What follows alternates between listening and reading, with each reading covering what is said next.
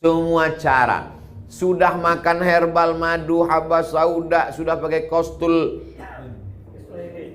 indik, sudah pakai doa ruqyah minta pada kiai guru habib, sudah juga. Sebetulnya apa yang diinginkan Allah? Baru kita paham. Allah cuma ingin kita dapat pahala berusaha berobat, dan Allah ingin kita mendapat pahala yang lebih tinggi daripada mati syahid, lebih tinggi daripada haji mabrur, lebih tinggi daripada jihad, yaitu pahala ridha menerima ketetapan Allah Subhanahu wa taala. Kalau orang muslim yang patuh, kalau kena cobaan atau kena bencana, ya, baik itu secara individu ataupun rame-rame kena seperti banjir, gempa dan seterusnya, maka kalau dia masih punya dosa menjadi penyebab bersihnya. Ya, kalau dia sudah bersih dosanya, maka menjadi penyebab peninggian derajatnya di surga.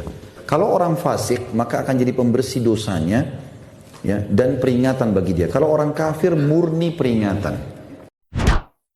Anda ingin bermohon kepada Allah dalam keadaan sakit seperti sekarang nih, ada wabah, ada penyakit, minta. Ini saya berikan satu rahasia penting dalam Al-Quran. Terkadang Allah menguji kita dengan keadaan di sekitaran, sampai pada batas manusia kesulitan untuk mengatasinya. Di antara rahasianya, supaya kita menyadari bahwa kita hamba. Dan dari situ, dengan kesadaran itu kita bermohon kepada Allah. Jadi kalau kita masih angkuh, masih merasa kita mampu, Allah akan berikan yang lebih daripada itu, sampai dipaksa kita mengakui kemanusiaan kita, kehambaan kita, dan bermohon kepada Allah. Ya Rabb, ya Allah. Assalamualaikum warahmatullahi wabarakatuh. Kesehatan merupakan satu nikmat besar yang Allah Subhanahu wa Ta'ala berikan kepada umat manusia.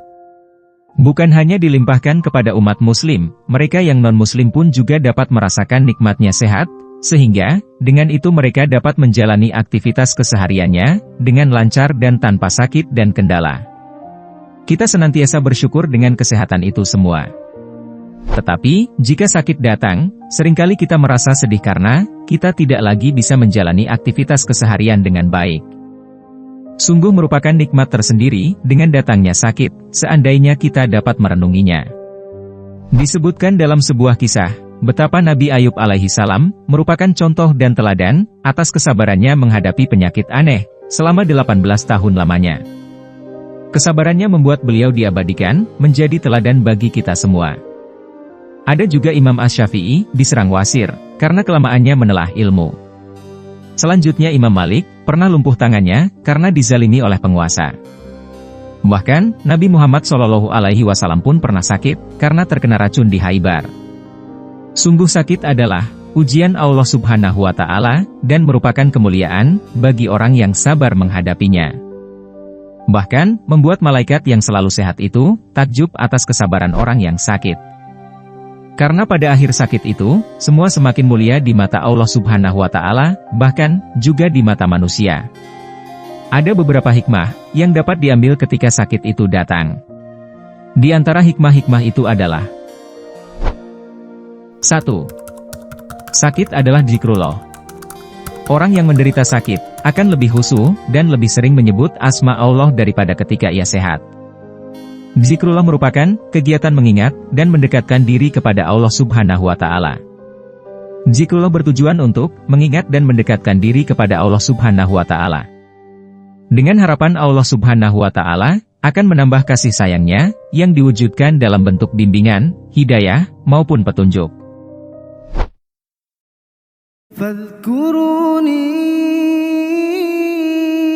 أذكركم واشكروا لي ولا تكفرون يا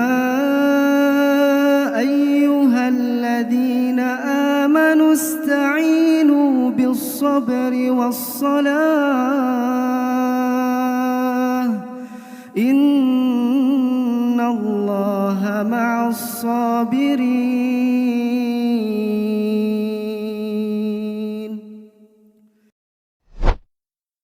2.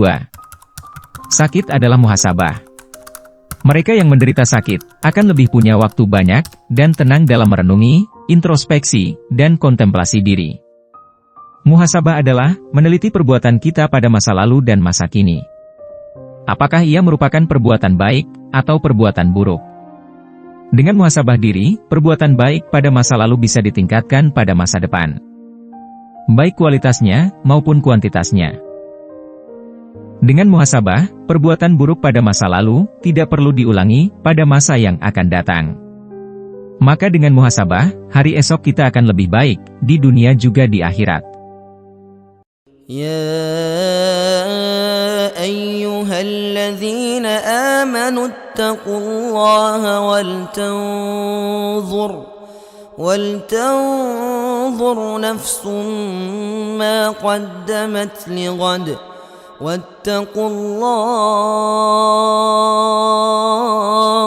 إن الله خبير بما تعملون.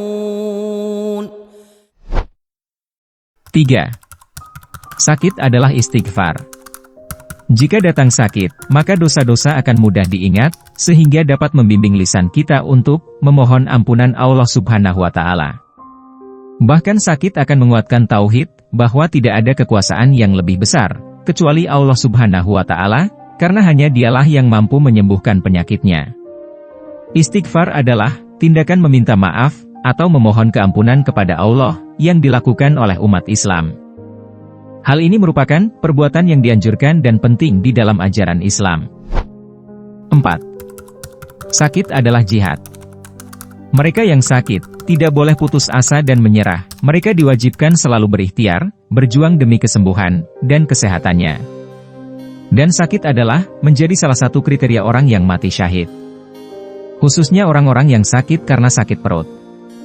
Seperti dalam hadits riwayat Muslim, barang siapa yang mati karena ada penyakit dalam perut, maka ia syahid.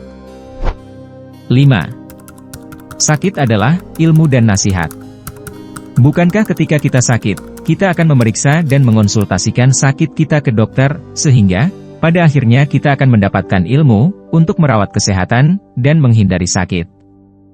Bahkan, kita yang sakit akan menasehati yang sehat agar jaga diri, dan yang sehat menghibur yang sakit, agar bisa sembuh dan bersabar.